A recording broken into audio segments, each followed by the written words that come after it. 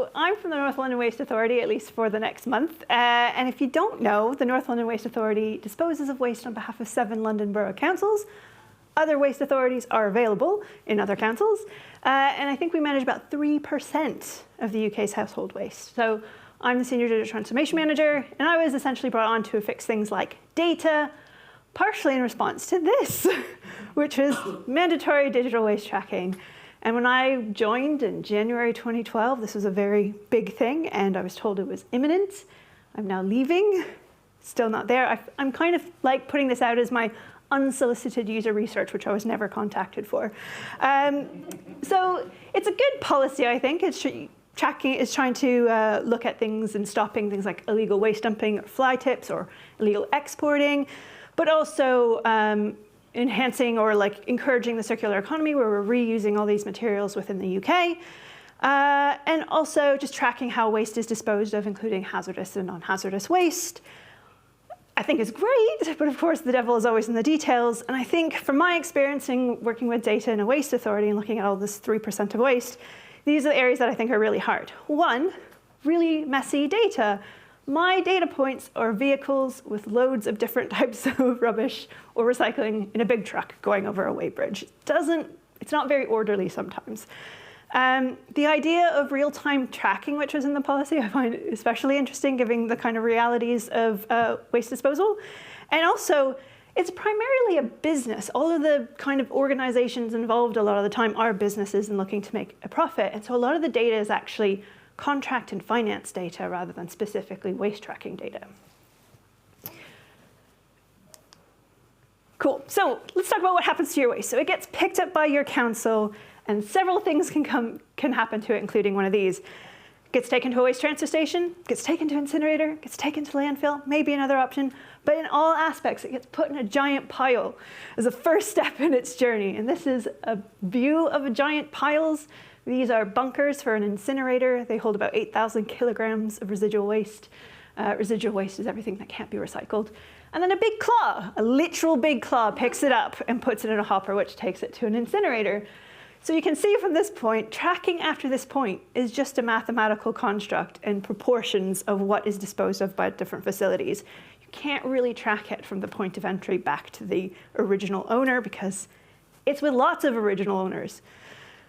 The other thing that happens, because it's a business, is that it changes its name every time that it's moved. So when it arrives at a facility, it might come on as refuse or residual. Dust literally goes back to the 18th century to dust carts collecting waste. That's how fast we move in waste. So that is because it has a gate fee attracted to it. So when you're disposing of a waste, but as a council, you pay a certain amount to a waste disposal authority to dispose of it for you. When it moves, when it's transferred, it has a haulage fee. It's a different type of contractual arrangement. So the name changes again.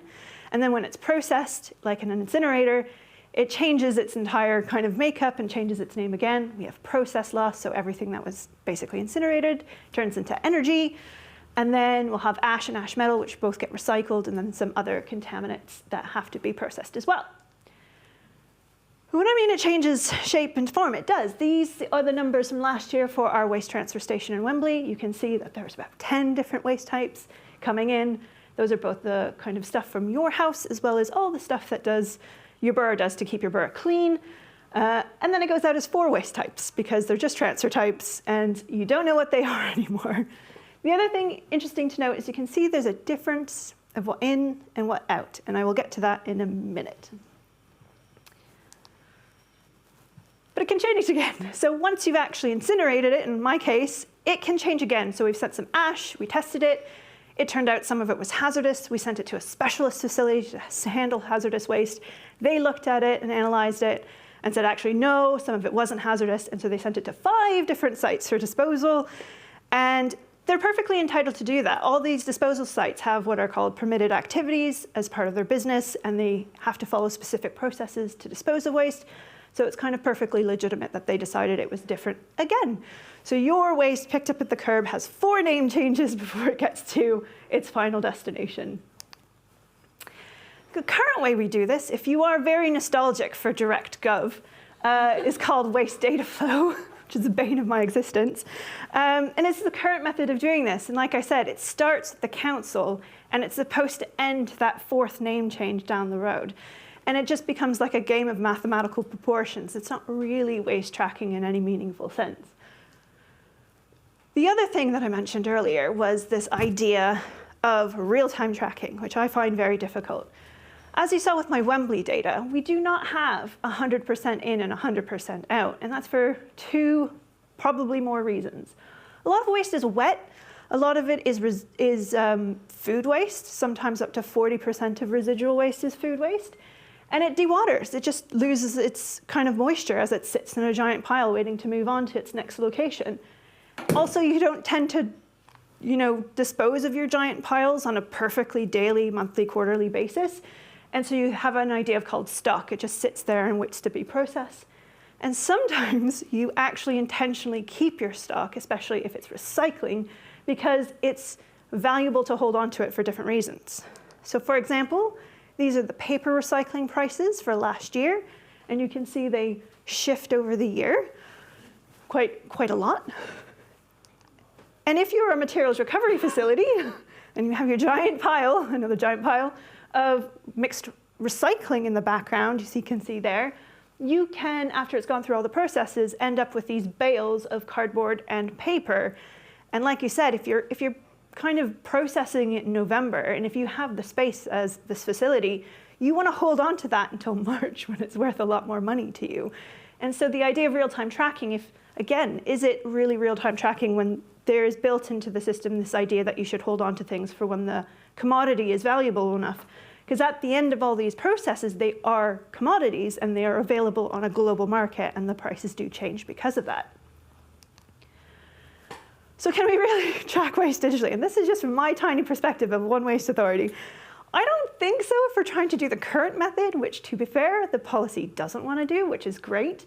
But maybe if we, again, kind of lean into this idea of proportionality and the fact that you can't track it down to the ton. You have to look at the system as a whole and maybe start from the end product rather than the beginning, because at least they have gone through processes that we can actually say it's hazardous or non-hazardous and what's actually happened to at the end.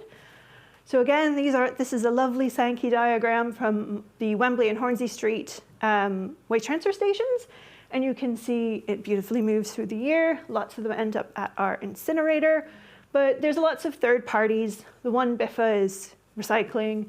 SSI is actually mattress recycling, if you didn't know you could recycle mattresses. And so all of those will then have a secondary or tertiary or whatever the fourth version of that is as it moves through subsequent processing. And so maybe if we look at that way, we can accomplish some of the policy goals. We'll know where it'll end up. We'll know if it's hazardous. We can see if there's anomalies and ins outs in the flows from different facilities. So maybe it can do it, but I don't know. It's very hard. Thanks.